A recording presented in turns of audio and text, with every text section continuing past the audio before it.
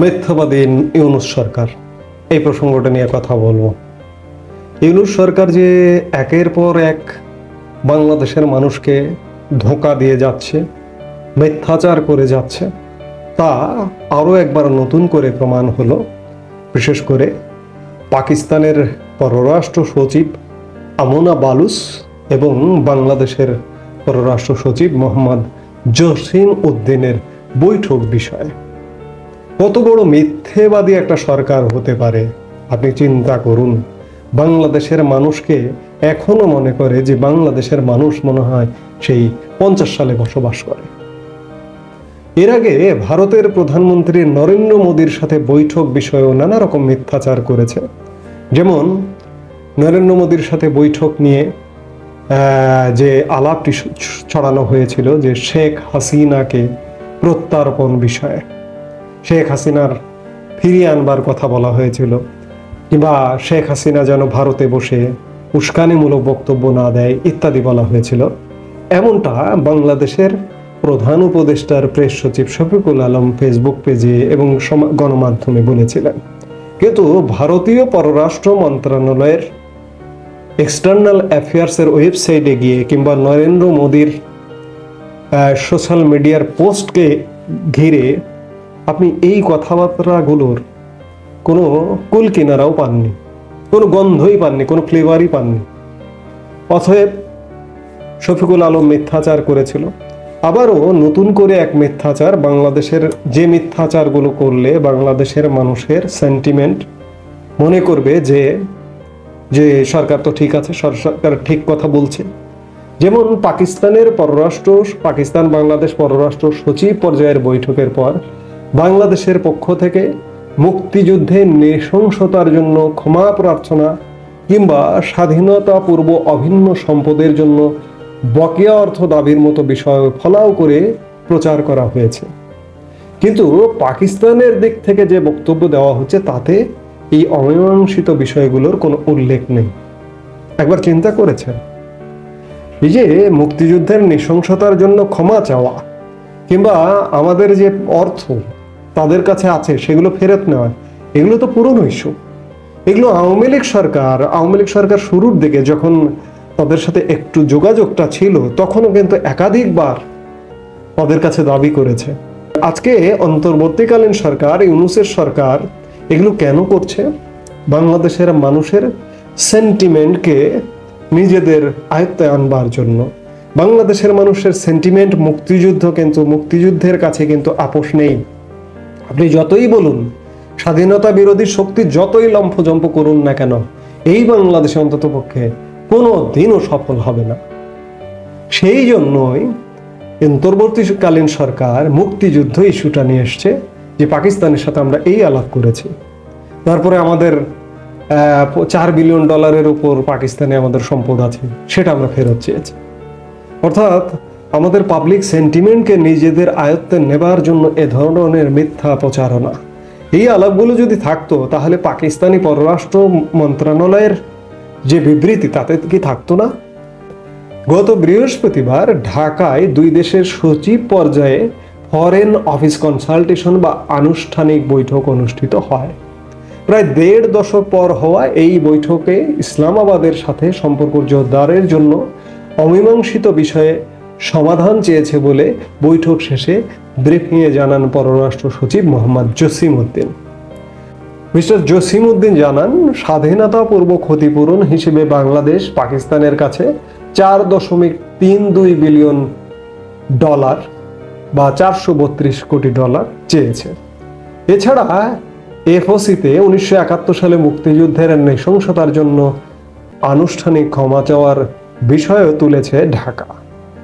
একদিন পর শুক্রবার পাকিস্তানের পক্ষ থেকে ষষ্ঠবারের মতো অনুষ্ঠিত হওয়া সচিব পর্যায়ের বৈঠক সম্পর্কে সংবাদ বিজ্ঞপ্তি প্রকাশ করা হয়।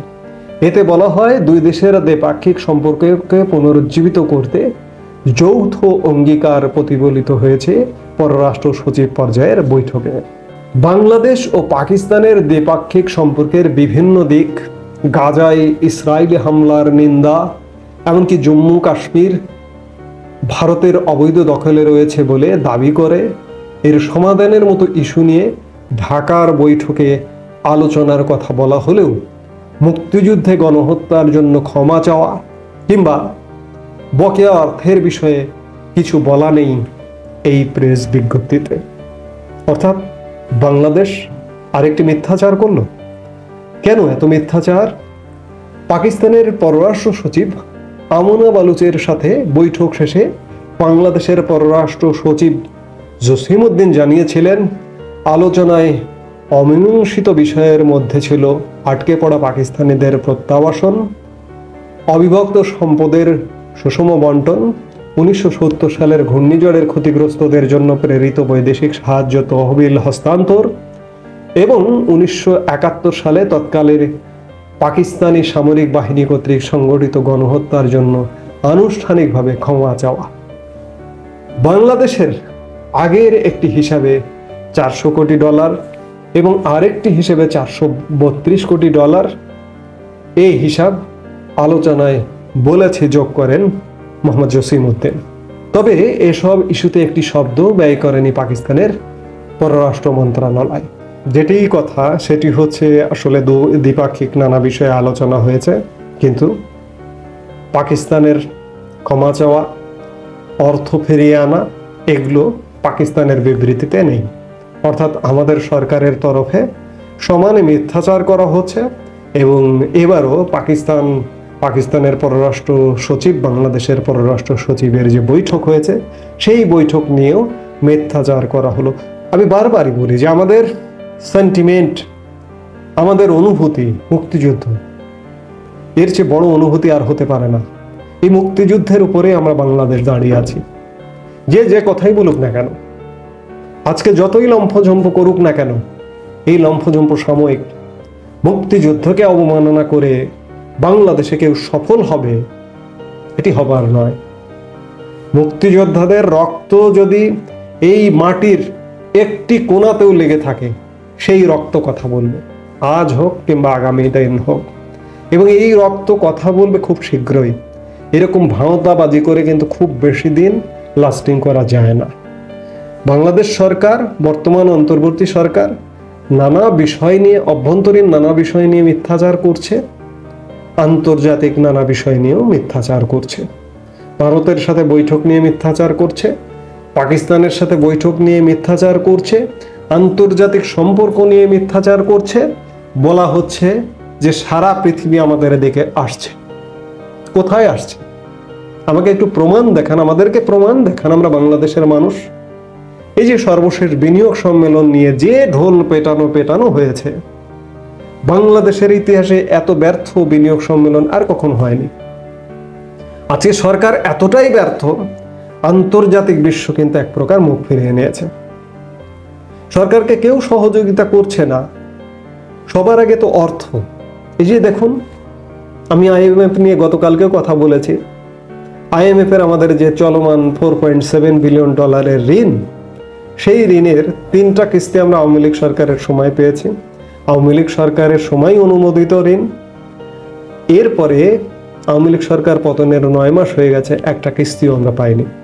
এমনকি আগামী যে কিস্তি পাবার যে সম্ভাব্যতা যাচাই করলে, আমি গতকালকের বক্তব্যে বিস্তারিত বলেছি, দিচ্ছে না, দেবে না।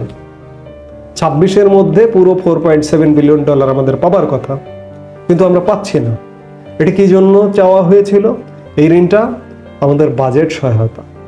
এই যে নতুন বাজেট আসছে, আমরা কিভাবে বাজেট বাস্তবায়ন করব কিভাবে? দেখুন, আভ্যন্তরীণভাবে নানা সংকট, আমাদের রাজস্ব আয় হচ্ছে না। মানুষ দিশেহারা, রাজস্ব দেবে কিভাবে?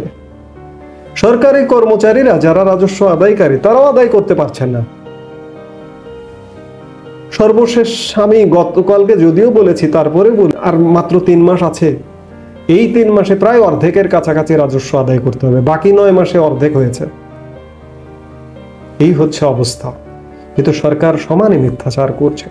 এজন্যই বলছি, আভ্যন্তরীণ, আন্তর্জাতিক, অর্থনৈতিক নানা ইস্যুতে মিথ্যাবাদী সরকার ডক্টর মোহাম্মদ ইউনূসের সরকার।